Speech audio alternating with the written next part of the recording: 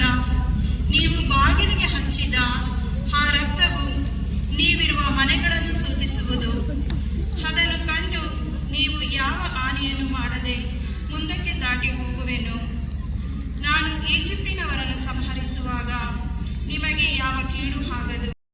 ಪವಿತ್ರ ಶಿಲುಬೆಯಿಂದ ಲೋಕವನ್ನು ರಕ್ಷಿಸಿದ್ದೀ. ನಮ್ಮ ಜೀವನದ ಅಂತ್ಯದಲ್ಲಿ ಜೀವಿತರಿಗೂ ಸತ್ತ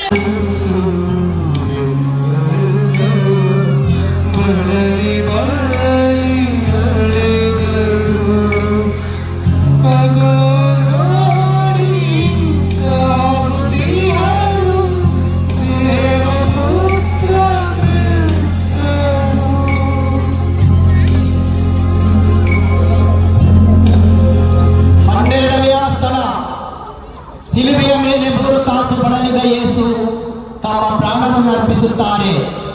ಸ್ವಾಮಿ ಯೇಸುವೆ, ನಿಮ್ಮನ್ನು ಆರಾಧಿಸಿ ನಮಸ್ಕರಿಸಿ ನಿಮಗೆ ಕೃತಜ್ಞತಾ ಸ್ತೋತ್ರವನ್ನು ಮಾಡುತ್ತೇವೆ.